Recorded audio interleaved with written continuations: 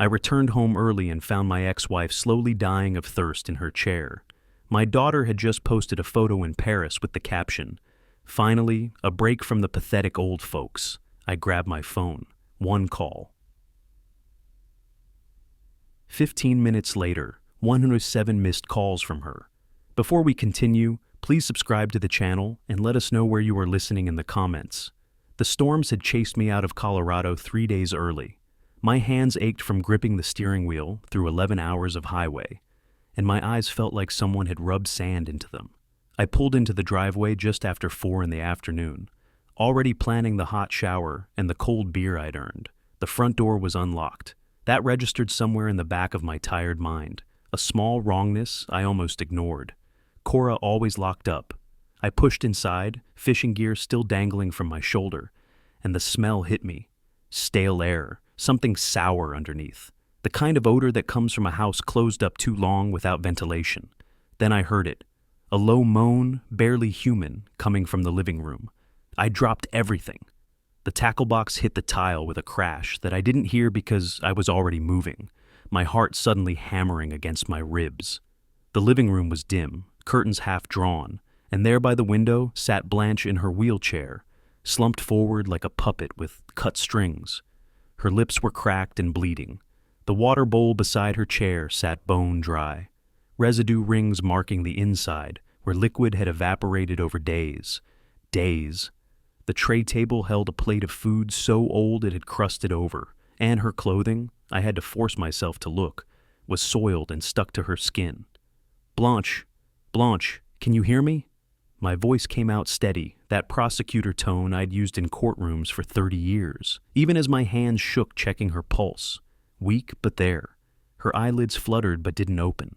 My phone was in my hand before I'd consciously decided to call. While waiting for 911 to connect, something clicked in my brain, that old instinct from decades of building cases.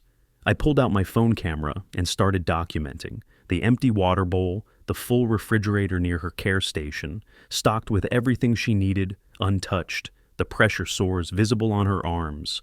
The timestamp on my photos would matter later. 911, what's your emergency? I need an ambulance at 4247 Desert Willow Drive in Scottsdale. My ex-wife is severely dehydrated and unresponsive. She's been neglected for multiple days. The paramedics arrived in 12 minutes. I watched their faces shift from professional concern to something harder as they assessed her. The younger one, a woman with efficient hands, started an IV while her partner photographed the scene with the same care I'd used minutes before. How long has she been alone like this? When did you last see someone caring for her? I kept my voice level. My daughter's been staying here. She was supposed to be watching her mother while I was away. I came back early. They worked fast, asking questions I answered automatically while part of my mind spun through other calculations. Where was Cora? She'd texted me 4 days ago, saying everything was fine. I'd called her twice since then. Brief conversations where she'd sounded normal, maybe a little distracted. Had she been here then? Or had she been lying? At the hospital, they rushed Blanche straight back. I stood in the ER waiting area, still in my fishing clothes, filling out paperwork with hands that had finally stopped shaking. A doctor found me an hour later, a thin man with gray at his temples and eyes that had seen too much. "Mr. Gordon, I need you to understand the severity. Your ex-wife has stage 2 pressure ulcers and dangerous dehydration. This didn't happen overnight. We're talking 4, maybe 5 days of complete neglect. Where was her caregiver?" The question landed like an accusation. I met his gaze without flinching. "That's what I'm trying to find out. My daughter isn't answering." I'd tried calling Cora 7 times by then. 7 calls to voicemail. Each one made my jaw clench tighter. A nurse approached, her voice gentler than the doctor's had been. "We're required to report cases like this. Adult Protective Services will want to speak with you." I nodded slowly. "I understand. I'll tell them everything I know." But I didn't know anything yet. That was the problem gnawing at my gut. I sat in the waiting room under fluorescent lights that made everything look corpse pale and pulled out the small notebook I'd carried in my jacket pocket for decades. Same type I'd use for case notes. My pen moved across the page automatically. Times, observations, questions that needed answers. June 15th, 4:17 p.m. Arrived home early, found Blanche unresponsive. Estimated 4 to 5 days neglect per medical assessment. Cora last confirmed present, June 10th, phone call. Cora not answering phone, 7 attempts, food stocked but unused, deliberate neglect. I stared at my phone screen, at Cora's name and my recent calls with all those red mist connection icons. My daughter, the woman I'd supported for 3 years while she supposedly cared for her mother. The woman who'd moved into my house rent-free, who'd cried about how hard it was being a caregiver, who'd guilted me into covering her expenses because she was sacrificing so much. Where the hell was she? My finger hovered over the social media app. I hadn't checked Cora's posts in months. She'd complained once that I was stalking her, so I'd stopped. But now I opened it and typed her name into the search bar. The screen loaded. I stared at the first result. Then I tapped it. The photos loaded one by one on my phone screen, each image a small detonation in my chest. Cora standing in front of the Eiffel Tower, June 11th. Cora and Troy at some Parisian cafe with wine glasses raised, June 12th. Cora holding shopping bags with designer logos, June 13th. Today was June 15th. She'd been in Paris for 5 days. The caption on the Eiffel Tower post stopped my breath. Finally, a break from those miserable old people. I read it 3 times. Then I started scrolling, screenshotting everything with mechanical precision. My prosecutor brain kicked into that old rhythm. Document, preserve, timestamp, verify. I zoomed in on backgrounds, checking for metadata, noting the expensive restaurants, the luxury hotel visible in one photo's reflection. This wasn't a cheap trip. This was thousands of dollars spent while Blanche rotted in my living room. I pulled out my calendar app. I'd left for Colorado on June 8th. I'd been scheduled to return tomorrow, June 16th. Cora had left on June 10th, 2 days after I departed. The medical team said Blanche had been neglected for 4 to 5 days. The math was perfect. Too perfect. Cora had known my return date. She'd calculated down to the day when she could leave, how long she could stay away, when I'd be back to discover Blanche before anything became fatal. She'd gambled with her mother's life on a timeline. A nurse approached, pulling me from the cold fury building in my skull. "Mr. Gordon, your ex-wife is stable now. We're moving her to ICU for monitoring. You can see her once she's settled." "Thank you." The words came out flat. "What's the long-term prognosis?" "Too early to say definitively, but the kidney function is concerning. We'll know more in 24 hours. She'll need extended care regardless. Weeks possibly. Weeks in the hospital, months of recovery, more expenses, all because my daughter wanted a Parisian vacation. I walked to the parking lot, needing air that didn't smell like antiseptic. The evening sun blazed orange across the desert sky, heat still radiating off the asphalt in waves. I found my old leather address book in the glove compartment, the one I'd kept since my federal prosecutor days, filled with contacts I'd thought I'd never need again. Curtis Morrison, defense attorney now, but we'd worked opposite sides on elder abuse cases years ago. He'd been good, thorough, exactly what I needed. He answered on the 3rd ring.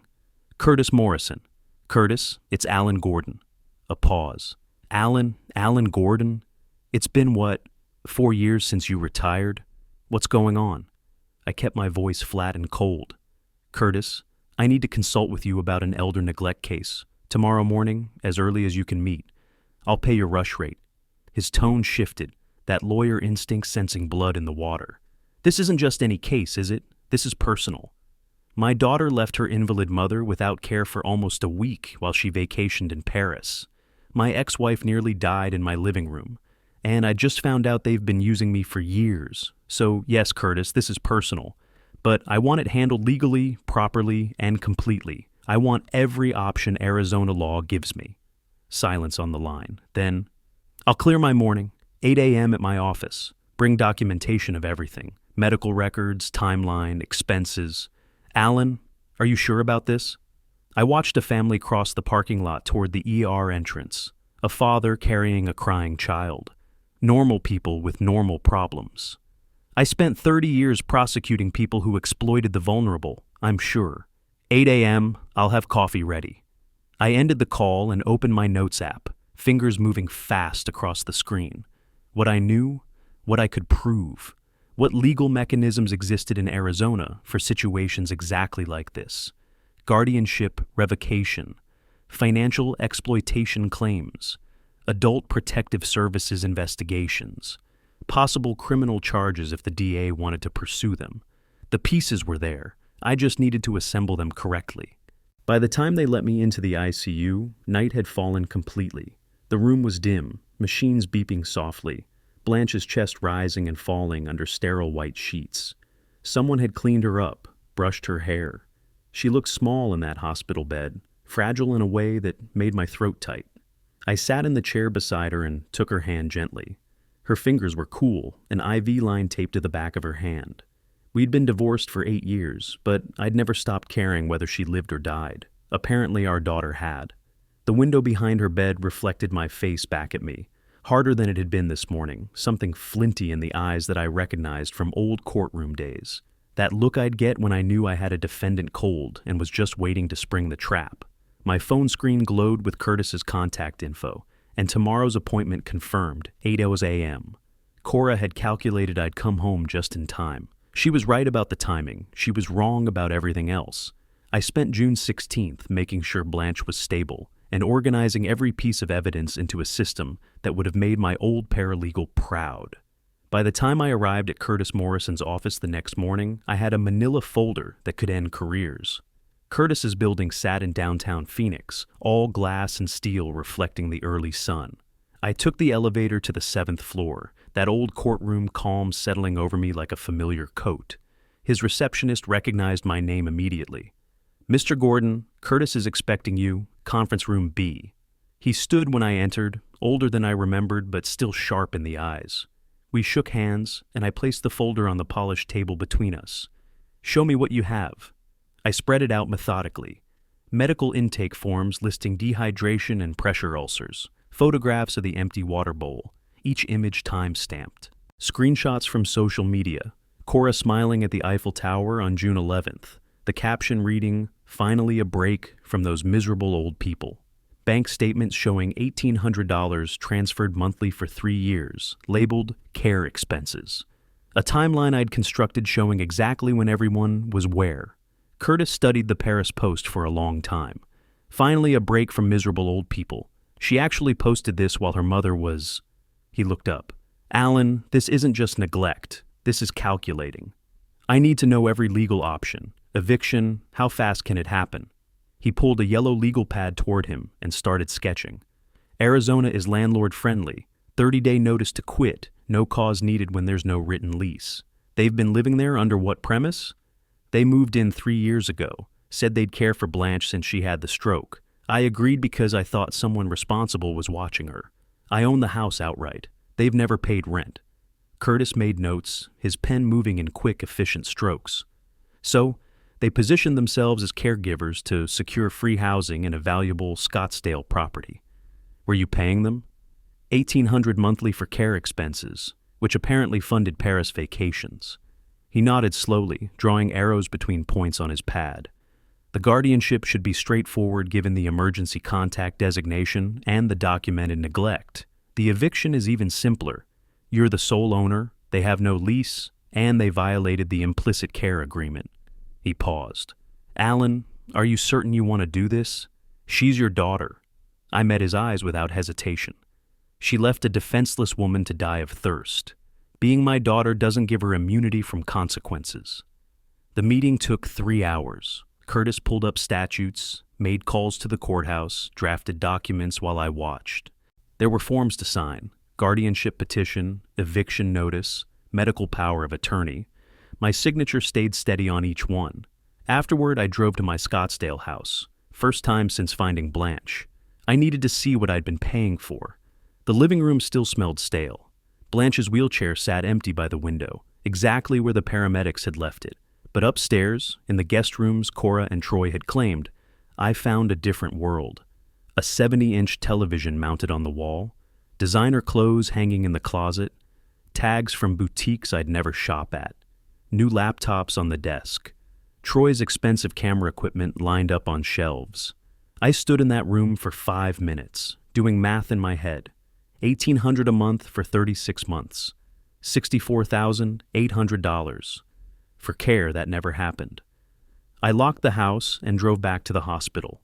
Blanche had been moved from ICU to a regular floor, her condition stable enough for the transfer. I met with her medical team, signed consent forms for extended treatment, asked detailed questions about prognosis and therapy schedules, establishing myself as the person making decisions now. I was reviewing paperwork at the nurse's station when a hospital administrator approached, a thin woman with careful eyes. "Mr. Gordon, I wanted to let you know we finally reached your daughter in France. She was very upset, said she's booking the first flight back. She kept asking to speak with you directly."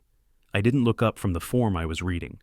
"Tell her I'll be available through my attorney. She has Curtis Morrison's contact information if she needs anything regarding her mother's care." The administrator hesitated, then nodded and walked away. That evening, I stood in the quiet corridor outside Blanche's room. Other families passed by, carrying flowers, speaking in low voices. Normal people visiting their loved ones under normal circumstances. I held the manila envelope Curtis's paralegal had given me, my copy of the eviction notice. They'd serve it at the house tomorrow morning, 30 days starting the moment it was posted on the door. My phone buzzed. Unknown number with a Paris country code. I watched it ring, the screen glowing in my hand. It rang 8 times before going to voicemail. 3 seconds of silence. Then it started again. Same number. My thumb moved to the decline button and pressed down. The call started at 6 the next morning. Cora's number first, then Troy's, then international numbers I didn't recognize. I declined each one and silenced the phone, focusing on the guardianship documents Curtis had sent overnight for final review. By noon on June 18th, I'd received 43 calls. My voicemail filled up. I listened to one message just to confirm what I already knew. "Dad, please, I don't understand what's happening. The hospital says Mom is there. They won't tell me anything. You're not answering. I'm getting on a plane. Dad, please call me back. Whatever's wrong, we can fix it. Just call me." Her voice carried that edge of panic she'd perfected as a teenager, the tone that used to make me cave on curfews and car payments. I deleted it and powered the phone off completely. Curtis called my office line that afternoon. "Process server confirmed. Notice posted at 0900 hours this morning. Photographed, documented, clocks running. Your daughter and her boyfriend have until July 17th. Good. Alan, she's calling my office too, 6 times in the last hour. Don't answer." He was quiet for a moment. "You're really doing this." "I really am." The next morning, June 19th, my phone showed 107 missed calls when I turned it back on. I scrolled through the log. Cora's number, Troy's number, numbers I didn't recognize. A few text messages I didn't open. I was meeting with Blanche's physical therapist when my phone vibrated with a call from the hospital's main line. "Mr. Gordon, this is Denise from Patient Services. Your daughter just arrived at the hospital with another individual. They're trying to access your ex-wife's room, but our records show the guardianship restriction. Did you want us to? I'll be there in 30 minutes. I took my time driving over. Let them sit with the reality for a while. When I walked into the consultation room, Cora looked like she'd been awake for 2 days straight. Probably had been. Her hair was pulled back messily, her eyes red-rimmed. Troy sat beside her, rumpled and hollow-eyed, wearing the same clothes from his Paris photos. A hospital social worker sat at the head of the table, her expression professionally neutral. Cora lunged toward me when I entered. The social worker stood, and I simply raised one hand. Everyone froze. I remained standing, opened the folder I'd brought, and placed it on the table. The Paris Post, printed in color. Timestamp circled in red ink. Medical reports showing the neglect timeline. Copy of the eviction notice. "Dad, I can explain. I thought you were coming back on the 16th. I was going to be home by then." My voice came out flat, prosecutorial. "You left on the 10th. I was scheduled to return on the 16th. That's 6 days. You left your mother, who cannot walk, cannot speak, cannot feed herself, for 6 days, because you thought I'd be back in time to find her. It was supposed to be 5 days. I miscalculated by 1 day. It was a mistake." I slid the Paris Post across the polished wood. "Finally, a break from those miserable old people. Your words. While your mother was dying of thirst in my living room." Troy picked up the eviction notice, his face going pale. "What is this? An eviction notice? You can't be serious. 30 days, Arizona law. You've been living in my house under the pretense of providing care. That care was not provided. The arrangement is terminated." Cora's voice broke. "Dad, please, you can't do this. Where are we supposed to go?" I turned toward the door. You had enough money for Paris. Figure it out. The social worker tried to step in, her tone professionally soothing. Mr. Gordon, perhaps if we could discuss a family care plan. There is no family care plan. I am Blanche's guardian. These two are no longer welcome in my home or on this floor. If they need to communicate with me, they can go through my attorney. I handed Curtis's business card to the social worker and walked out. Cora tried to follow me into the hallway. Security appeared when I mentioned quietly to the floor nurse that she'd been banned from the patient area without my explicit permission. I didn't look back. An hour later, I stood at Blanche's bedside while she slept. The monitors beeped softly. Her color looked better than it had 3 days ago. The nurses said she'd squeezed someone's hand that morning. A small response, but a response. My phone buzzed again. I glanced at the screen. Cora's number, call 108. I declined it and turned the phone to silent. Outside in the parking lot, I knew Cora and Troy were standing beside a rental car, probably still trying to process what had just happened, trying to figure out their next move with 30 days on the clock and nowhere to go. I looked at Blanche's face, peaceful in medicated sleep, and felt nothing but cold certainty. This was just the beginning. 3 days after the hospital confrontation, I sat in Curtis's conference room reviewing the motion from Cora's attorney, Sharon Winters. Budget rate, standard letterhead, arguments so thin I could see through them. Curtis slid his reading glasses down his nose. She's claiming they had an understanding that they could live there permanently in exchange for care. That's her argument.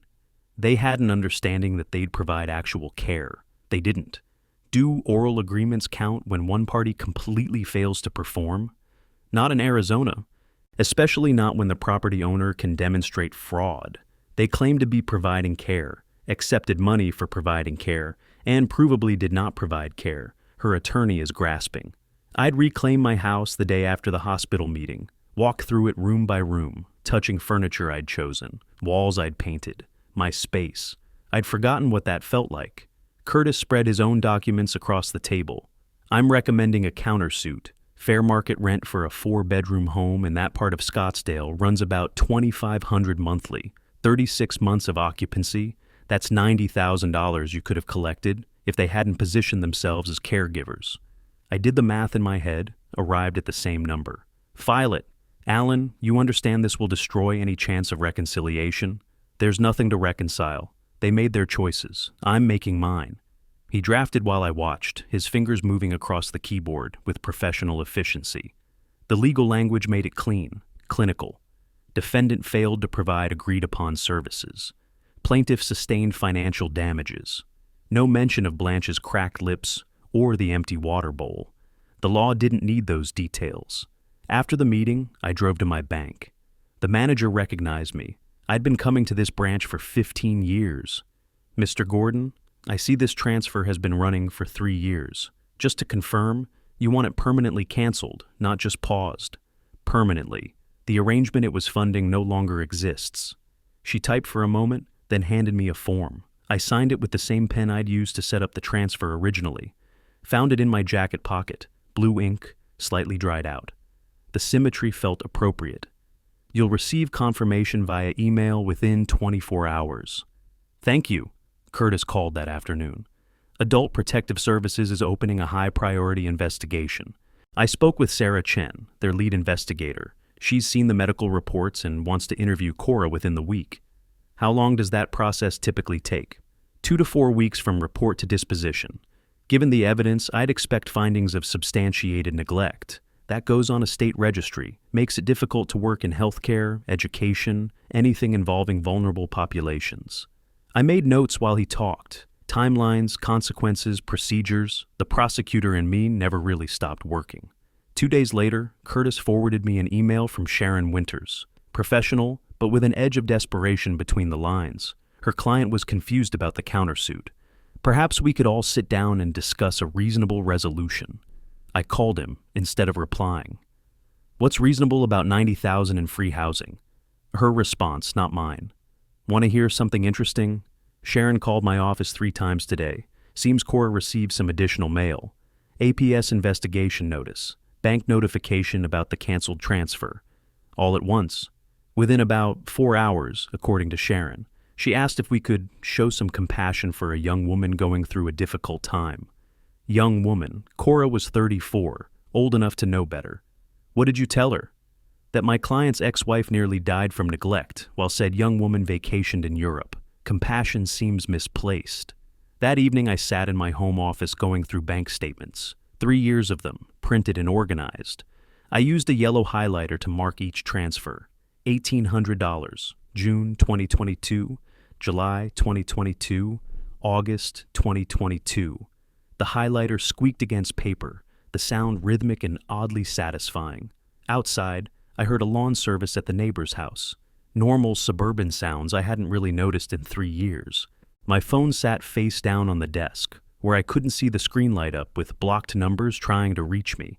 1,800 times 36, $64,800. Just the care payments, not counting the market rate rent. I wrote a note in the margin of the final statement. Recommend amending countersuit to include care payments as additional damages. The stack of highlighted statements grew. I reached for my phone to email Curtis, then stopped. A car was pulling into my driveway. Through the window, I watched it park, but couldn't make out the driver through the glare on the windshield. The car idling in my driveway was Troy's rental sedan. I recognized the model from the airport lot sticker, still visible on the back window. He sat there for 3 full minutes before finally opening the door and walking toward my house. I met him at the front door, but didn't open it fully. Stayed in the doorway with the air conditioning at my back while he stood in the July heat. Alan, can we talk? I know things got heated at the hospital. Maybe we can work something out, Dad, too. Look, man to man. I'm not your dad, and there's nothing to work out. You received an eviction notice. You have until the 19th of July. He shifted his weight, sweat already darkening his collar. Come on. You know Cora made a mistake. She knows it too. But $90,000? An APS investigation? This is destroying us. We'll move out. We'll apologize. Just drop the lawsuits. Let us start over. Start over. Interesting phrase. Did Blanche get to start over after 5 days without water? His jaw tightened. Look, I know you're angry. You have every right. But Cora's your daughter. She messed up, but she's family. Doesn't that count for something? Family? She used that word too when she moved in. Said, family takes care of family. Then she took a vacation while her mother dehydrated. So no, Troy. Right now that word doesn't count for much. He pulled out his phone, started scrolling. We've been looking at apartments. We're trying to comply. We just need time. I didn't look at his screen, kept my eyes on his face instead. I'll consider a discussion under 3 conditions. 1, public acknowledgement of what happened to Blanche. 2, written apology. 3, payment plan for her medical expenses. $11,200 so far. You meet those conditions, we can talk about the rest. Public acknowledgement? You want her to humiliate herself? I want honesty. She had no problem posting publicly from Paris. She can post publicly about why she came home. He stood there for another minute, maybe hoping I'd soften. I didn't move. Eventually he walked back to his car. I called Curtis after Troy left. He came to my house, tried to negotiate. Alan, I need you to be careful. Document everything. Don't meet with either of them without a witness. He was no threat, just desperate. Desperate people are exactly the threat. What did you tell him? My conditions. Public apology, acknowledgement of neglect, payment plan for medical bills. Then we talk. Curtis sighed. You know they can't meet those conditions. Cora would never post a public apology. I know. That evening, my cousin Denise texted me a screenshot. Cora's social media post, lengthy and emotional. Sometimes the people who should protect you become your greatest source of pain. My father has chosen legal warfare over family. Over one mistake, one miscalculation. He's trying to destroy his own daughter's life. To everyone dealing with harsh parents who can't forgive, I see you. We're not alone. I forwarded it to Curtis with a note. For the file. Demonstrates continued dishonesty. The post accumulated sympathetic comments. People I didn't know, offering support, sharing their own stories of difficult family relationships. For about 3 hours, Cora's narrative held. Then someone found the Paris post. I watched it happen in real time as people sent me screenshots. Someone shared a side-by-side comparison. Cora's harsh father posts next to the Eiffel Tower photo, with its caption about miserable old people. The comments shifted. Wait, aren't you the one who posted about taking a break from miserable old people while in Paris? Didn't your mom end up in the hospital? Miscalculation? You left your disabled mother alone for 6 days. That's not a miscalculation, that's neglect. Playing victim on social media when screenshots exist is bold. Google exists, Cora. Within an hour, the post was gone, deleted. But the screenshots kept circulating. I received an email that evening from Martinez, an old colleague from my prosecutor days. Subject line: saw the mess with your daughter. Sorry you're dealing with this. The message was brief. Alan, someone forwarded me your daughter's social media drama. I looked up the case. Hospital report, APS investigation, the whole thing. Just wanted you to know, you're doing the right thing. Some of us remember cases we worked where family members exploited elders. You're stopping it. That's not cruelty. That's protection. Martinez. I read it twice. I wasn't looking for validation, hadn't expected it. But something in my chest loosened slightly. I closed the email and picked up my phone, opened my blocked calls list. 17 attempts from Cora today alone. None of them had rung through. My thumb hovered over the unblock option. I set the phone down without changing anything and stood up, walked to the kitchen where Blanche's wheelchair still sat in the corner, exactly where the paramedics had left it that day. I hadn't moved it yet, would eventually, just not tonight. The Adult Protective Services investigators arrived at Cora's motel mid-morning on July 15th. I knew because Curtis texted me the schedule. They'd interview her first, then come to my house that afternoon. I spent the morning setting up my dining room like I used to prepare case presentations. Medical reports in chronological order on the left, enlarged photographs of the scene in the center, timeline chart on the right, USB drive with security footage labeled and ready. 30 years of building cases hadn't left me. Sarah Chen and Mark Rodriguez arrived at 2 o'clock. Professional handshakes, business cards exchanged, tablets and folders that meant this was serious work. Mr. Gordon, we appreciate you making time for us. I've organized everything chronologically. Medical records from her hospital admission are here. Note the attending physician's assessment of 4 to 5 days without adequate hydration or care. Photos I took when I found her are in this folder. Security footage is queued to the relevant dates. Sarah Chen moved along the table, photographing my evidence layout with her department tablet. This camera covers your front entrance? Installed 3 years ago, motion-activated continuous recording. The timestamp is verified. It syncs with my security system's master clock. I opened my laptop and played the footage. June 10th, 6:47 a.m. Cora appeared first, checking her phone and smiling. Troy followed with 2 large suitcases, another trip for carry-ons. They loaded everything into their car with the casual ease of people heading on vacation. Troy locked the front door. Cora said something that made him laugh. They drove away. Inside that house, Blanche sat in her wheelchair, unable to walk, unable to call for help, unable to reach the food stocked in the refrigerator 6 feet away. Sarah Chen watched the footage 3 times. Mark Rodriguez typed rapidly, his fingers never stopping. And this shows your daughter and son-in-law departing June 10th with luggage? Correct. You can see they're packed for travel. They returned June 19th after I'd already found Blanche and had her hospitalized. Mark flipped through the medical reports. These pressure ulcers are consistent with immobility, without position changes for several days. The dehydration markers in the blood work support the timeline. The ER doctor documented everything. His professional opinion is in the report. Minimum 4 days of complete neglect. Sarah Chen examined the photographs I'd taken. The empty water bowl, the crusted food. Blanche slumped and barely conscious. Professional as she was, something in her expression tightened. Mr. Gordon, what was your understanding of the care arrangement? They moved into my house specifically to provide care for my ex-wife. I was paying $1,800 monthly for care expenses. I thought Blanche was being properly supervised. I was wrong. You were still financially supporting Ms. Gordon's care, even though you're divorced? Blanche is the mother of my daughter. She needed help. I provided it, or tried to. They stayed for 2 hours, took copies of everything, asked questions I answered precisely. When they left, Sarah Chen's goodbye was formal, but her eyes held something I recognized from my own days prosecuting elder abuse cases. She'd seen enough. Curtis called that evening. "Alan, the supplementary filing is with the court. I incorporated the APS investigation as evidence of bad faith and breach of the care agreement. The judge will see that they weren't just non-paying occupants, they were fraudulent occupants who gained entry under false pretenses. Will that matter for the eviction?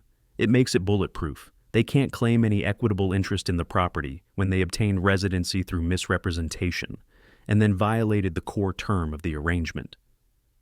After the call, I sat in the living room where I'd found Blanche a month ago. The wheelchair was gone, moved to the care facility where she was slowly recovering. The space felt empty, but clean. My phone sat dark on the coffee table. No calls from Cora today. Maybe she was finally accepting reality. Or maybe she was too busy packing. The eviction was in 4 days. I'd already been through the house, identified what belonged to them, separated it from my own belongings. Efficient, clinical, the way I used to process evidence rooms. My laptop showed Curtis's email. "Court filing complete. Eviction proceeds as scheduled.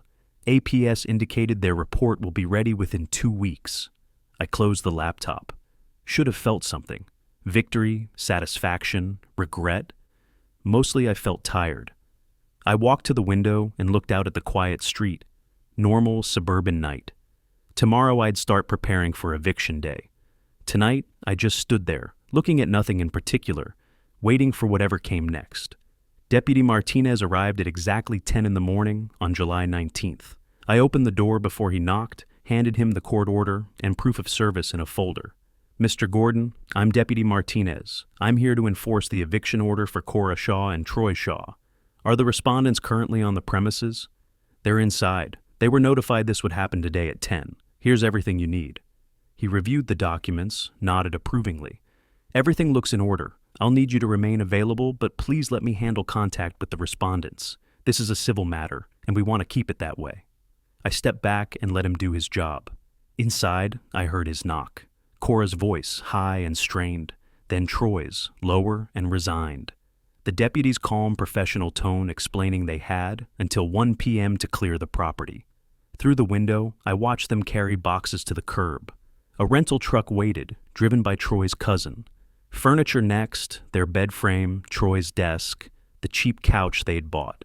3 years of accumulation loaded piece by piece while neighbors pretended not to stare. Cora tried to approach during a water break. Deputy Martinez intercepted smoothly. "Ma'am, I'd advise against it. This is a legal proceeding. Any communication should go through attorneys." She shouted toward the house anyway. "Dad! Dad! Please! Where are we supposed to go?" I stood at the window but didn't move, didn't answer. "Ma'am, you need to focus on removing your belongings." During one trip, Cora dropped a framed photo. It shattered on the driveway. Her childhood picture, maybe 7 years old, smiling in a park somewhere. She knelt to pick up the pieces and started crying. I felt something then. Brief ache, old muscle memory of being a father. But that child was gone. Had been for a long time. At 12:45, Troy carried the last box to the truck. Deputy Martinez walked them to their vehicle. Cora climbed into the passenger seat without looking back. Keys were surrendered. The deputy handed them to me. My locksmith pulled up 2 minutes later, tools already organized. I'd called him yesterday, scheduled him for 1 p.m. He had the locks rekeyed in 40 minutes. Fresh keys in my palm, my house, mine alone. I walked through each room after everyone left. Guest room where Troy had his office, empty now. Bedroom where Cora slept, bare mattress she couldn't fit in the truck. I'd dispose of it tomorrow. Living room where Blanche's wheelchair had sat. That corner still felt occupied somehow. I photographed each room, documented nail holes, carpet wear, minor damage, more evidence collection. Habits never die. That afternoon, I drove to the care facility, found Blanche in the courtyard, afternoon sun warming the patio. Sat beside her and talked more than usual. The house is mine again, just me now, quiet. I forgot how quiet it used to be. "I'm going to paint the guest room, maybe blue. You always liked blue." She made a small sound, squeezed my hand weakly. The stroke had taken so much, but the therapist said she was improving, eating more, responding to stimulus. "The doctor says you're doing better. That's good. That's really good." I stayed an hour, helped a nurse feed her dinner, watched her fall asleep in the sun. Curtis's voicemail was waiting when I got to my car. Alan, eviction complete? Good. Next is the countersuit hearing in August. They haven't responded to settlement overtures, so we're proceeding. Also, APS preliminary finding came through. Substantiated neglect. No criminal charges recommended, but on record permanently. Blanche's condition saved them from worse. Call me Monday. Back home that evening, I stood in my kitchen. The locksmith's fresh keys sat on the counter. 3 new copies, shiny and unscratched. I picked one up, felt its weight. For 3 years, other people had keys to my home. Now, it was mine alone again. I opened the refrigerator, took out a beer I'd bought yesterday, twisted the cap, but didn't drink immediately. Just held the cold bottle and looked out the window at my backyard. Mesquite trees dark against the evening sky. Cicadas starting their night song. Normal summer evening in Arizona. My house, my rules, my life. I raised the bottle halfway to my lips and caught my reflection in the darkening glass. Older than I remembered, harder than I used to be, but still standing. The countersuit hearing was in August. I'd be ready. The guardianship hearing took less than 20 minutes. Judge Patterson reviewed the medical reports, the APS findings, my emergency contact designation, asked if Cora wanted to contest. Sharon Winters, her budget attorney, shook her head. No, Your Honor, we don't contest. Very well. Guardianship is granted, Mr. Gordon. Do you understand the responsibilities this entails? I do, Your Honor. I've already arranged placement at a licensed care facility and will ensure she receives appropriate medical attention and quality of life. She signed the order. Permanent guardianship. Exclusive legal authority over Blanche's care and medical decisions. Everything Cora should have been doing for 3 years, now legally mine alone. The court clerk handed me certified copies. I walked outside into August heat that hit like a physical wall. Curtis met me on the courthouse steps. Congratulations. That was about as smooth as these things get. Because there was nothing to contest. The evidence was overwhelming. Still, you've got full authority now. No one can second-guess your decisions about her care. I folded the papers carefully, tucked them into my portfolio. Good, because I'm moving her to Sunrise Care tomorrow. That afternoon, I toured the facility with Carol Chen, the director. She was precise, professional, the kind of person who ran things properly. She showed me the physical therapy room with its parallel bars and resistance equipment. The memory care wing with its secured doors and soft lighting. The courtyard with shade structures designed for Arizona summers. We focus on dignity and quality of life, she explained. Many of our residents have limited mobility or communication, but we treat everyone as individuals with preferences and personalities. What's your staff overnight ratio? 1 nurse to 8 residents overnight, 2 to 10 during day shifts. We also have physical therapy 3 times weekly, occupational therapy twice weekly, and a full-time activities coordinator. I made mental notes, compared it to the research I'd done online, the other facilities I'd visited. This one felt right. Clean, but not sterile. Professional, but not cold. When can she be admitted? We can receive her as early as tomorrow. The monthly rate is $4,500, first and last month required. That's acceptable. I wrote the check that evening at my kitchen table. $9,000, 2 months placement. Worth every penny to know she'd be safe, cared for, treated with dignity. 2 days later, I followed the medical transport van to Sunrise Care, my hands steady on the wheel. Watched as they transferred Blanche from the van to a wheelchair, gentle and efficient. I carried her small bag myself. Wouldn't trust it to anyone else. Photo album with pictures from before the stroke. Her preferred blanket, soft blue fleece. Reading glasses she couldn't use anymore, but liked having nearby. Said they made her feel normal. I set up her room with deliberate care. Positioned the bed so she could see out the window. Placed the photo album on the nightstand where she could reach it if she wanted. Hung her robe on the hook by the bathroom. Small things that made it hers. Carol found me adjusting the curtains. She's settled in the common area if you'd like to say goodbye for today. I'll visit tomorrow and the day after, every day. That's wonderful. Consistent visitation helps with adjustment tremendously. Cora received a formal letter that week. Professional letterhead, legal language. Visitation requests for Blanche Gordon must be approved by legal guardian Alan Gordon. Contact Curtis Morrison's office for all inquiries. I imagined her reading it, That moment when she realized she needed permission to see her own mother. Good. Let her feel what powerlessness tastes like. She called Margaret Reynolds from church, begging for intervention. I knew because Margaret called me 3 days later while I was painting the guest room, Troy's old room, a calm blue, Blanche's favorite color, covering the nail holes where his motivational posters had hung, erasing him. Alan, it's Margaret Reynolds. I'm calling about Cora. She came to me in tears. She's struggling. I know there's been a terrible situation, but she's your daughter. Isn't there some way to resolve this without destroying her life? I set my brush down carefully, wiped my hands on a rag. Margaret, I appreciate the call, but this matter is in my attorney's hands. Curtis Morrison. If Cora wants to discuss settlement, she needs to provide written acknowledgement of what happened and reimbursement for Blanche's medical expenses. $15,000. Alan, be reasonable. They don't have $15,000. They can barely make rent. I've seen their apartment. It's tiny, in a rough neighborhood. Troy's working retail. They're barely surviving. They had money for Paris. They had money to live rent-free in my house for 3 years while I paid them $1,800 a month. They'll figure it out. Margaret's voice softened, trying a different approach. I understand you're hurt. You have every right to be. But this is your daughter. Your only child. Is this really how you want things to end? This is your daughter. My daughter left her mother to die. Some things don't get forgiven just because we share DNA. Silence on the line. Then Margaret sighed. I'll pray for your family, Alan. You do that. I ended the call, picked up my brush, returned to painting. Steady strokes. Even coverage. Transforming the space. Curtis called later that week. They tried to reach out through that church friend.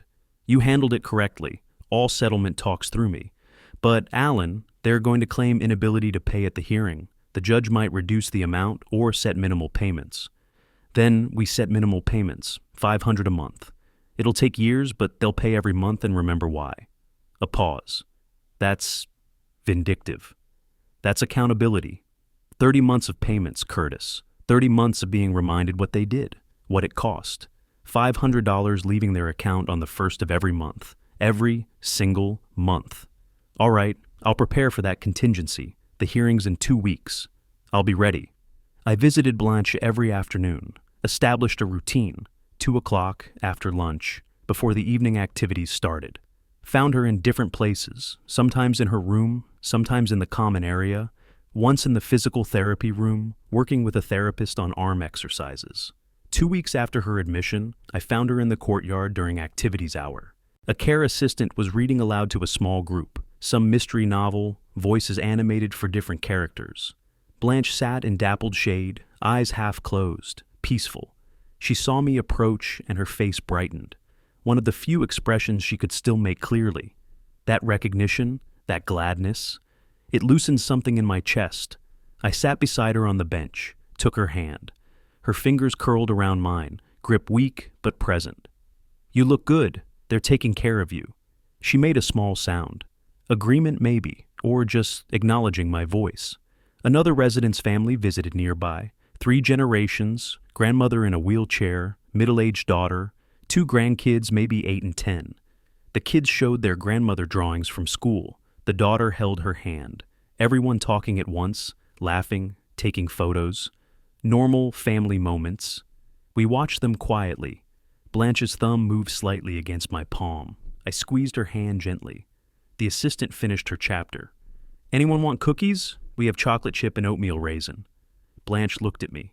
Question in her eyes. I nodded permission. Chocolate chip. She likes chocolate chip. The assistant smiled and wheeled her toward the activities room with the others.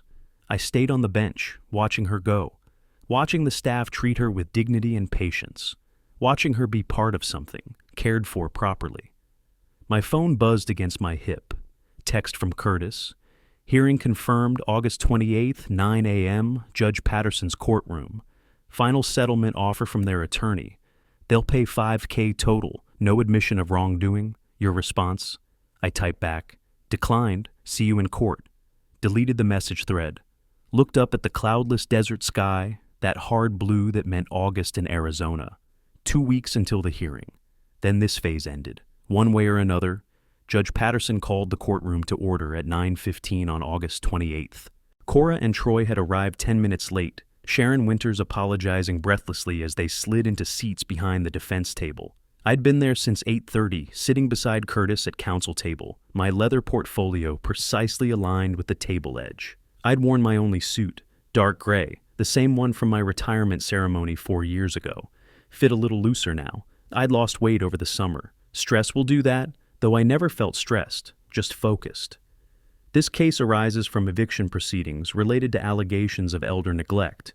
Mr. Gordon, through counsel, is seeking compensation for unpaid housing costs and medical expenses. Ms. Shaw and Mr. Shaw are the respondents. Let's proceed. Mr. Morrison. Curtis stood, buttoned his jacket. Methodical. Professional. Exactly the way we'd rehearsed 3 times in his office. Your Honor, my client Alan Gordon provided housing to his daughter and son-in-law for 3 years, under the explicit understanding they would care for his ex-wife, Blanche Gordon, a stroke patient requiring constant supervision. Not only did they fail to provide this care, they abandoned her completely for 6 days while vacationing in Paris, resulting in life-threatening dehydration and neglect. He walked the judge through the timeline, dates, medical reports, financial records, built the case brick by brick the way I'd taught younger prosecutors decades ago. Foundation first, then evidence, then conclusion. When he cued the security footage, the courtroom screen flickered to life. June 10th, 6:47 a.m. There was Cora, phone in hand, smiling at something on the screen. Troy appeared with the first suitcase, then another trip. Carry-on bags. Everything loaded with the casual ease of people heading on vacation. I didn't watch the screen, watched Cora's face instead. Saw her flinch when her past self appeared so cheerful, so unburdened. Saw Troy's jaw muscle jump when the timestamp appeared in the corner. 6 days before my scheduled return. 6 days Blanche would be alone. Curtis froze the frame. This is them leaving, Your Honor. The house behind them contains Blanche Gordon, who cannot walk, cannot reach food or water without assistance, cannot call for help. Sharon Winters objected weakly. Your Honor, my clients have acknowledged an error in judgment. An error? Curtis turned. This wasn't forgetting to water a plant. This was abandoning a vulnerable human being. Judge Patterson raised her hand. Mr. Morrison, I've seen the evidence. Ms. Winters, your response? Sharon stood, and I almost felt sorry for her. Almost. She'd taken a bad case and was doing her best with nothing. Your Honor, my clients acknowledge a serious error in judgment occurred. However, they've already suffered significant consequences. Loss of housing, loss of income, damaged reputation. They're barely surviving on minimum wage employment. The requested amounts would be financially ruinous. Judge Patterson leaned forward slightly. Ms. Winters, your clients lived rent-free in a valuable property for 3 years. That's substantial financial benefit. They also received monthly payments designated for care expenses. What care did they actually provide? They provided care for 2 years, Your Honor. This was one incident that nearly killed someone. The judge's voice sharpened. I've read the medical reports, 4 to 5 days without adequate water, or care for a wheelchair-bound stroke patient. That's not an incident, that's neglect. Continue, Mr. Morrison. Curtis pulled out another document.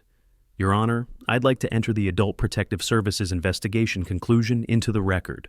Go ahead. He read it slowly, clearly. Case 2025-06-1847. Finding. Substantiated neglect.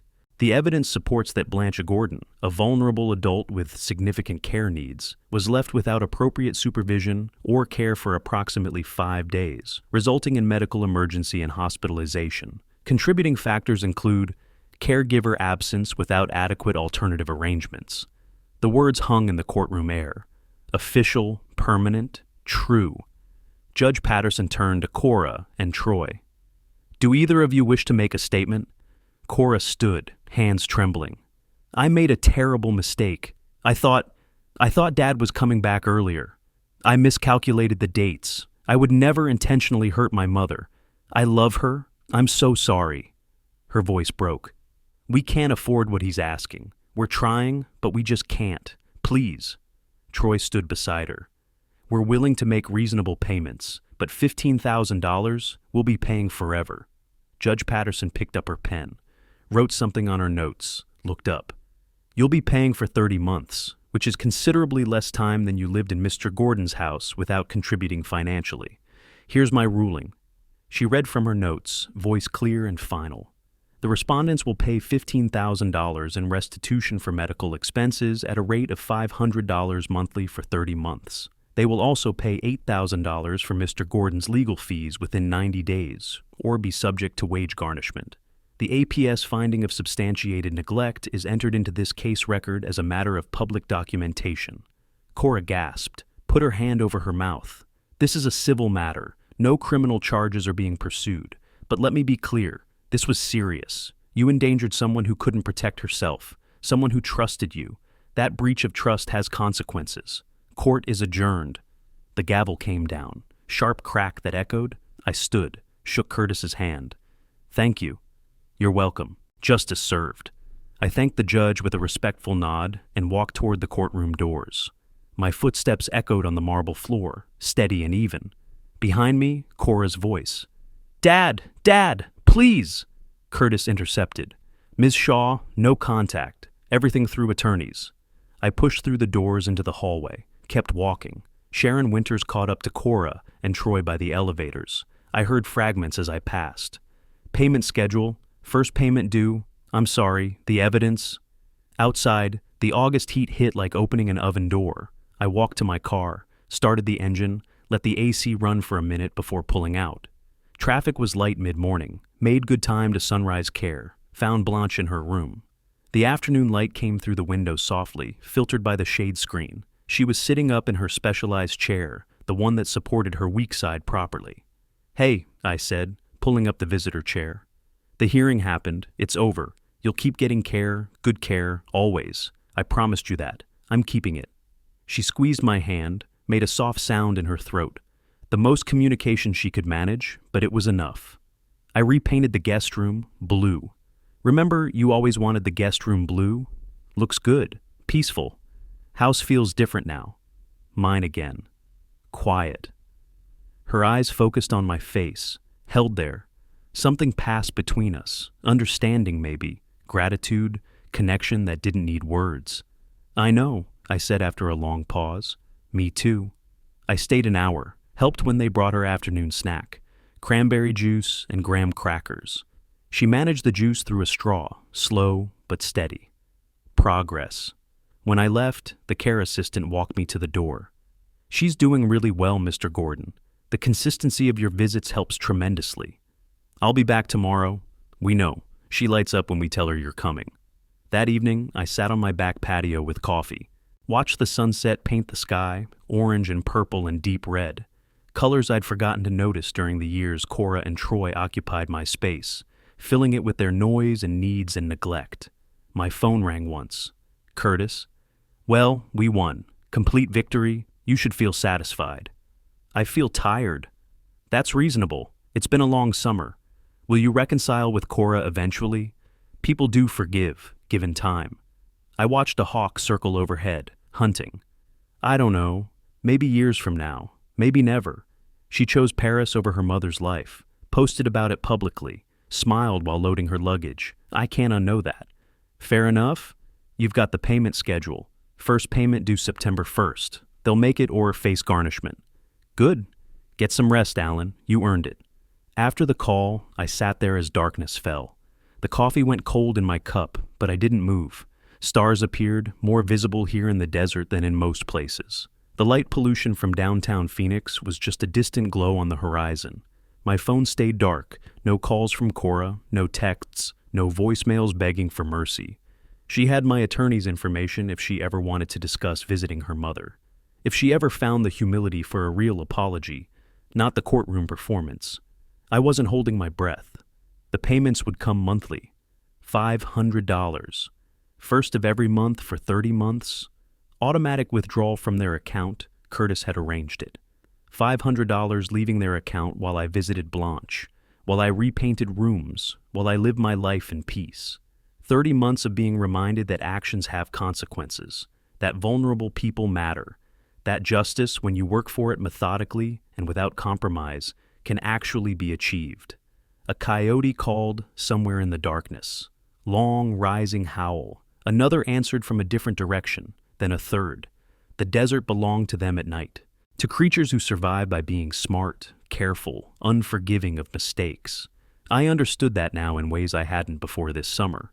I stood, picked up my empty cup, went inside and locked the door, my house, my life. The lights went off one by one as I moved through the rooms. Kitchen dark, living room dark, hallway dark. Just the porch light remained, burning steady in the Arizona night. A marker that someone lived here, really lived here. That was enough. If you like this story, please like this video, subscribe to the channel, and share your impressions of this story in the comments. To listen to the next story, click on the box on the left. Thank you for watching.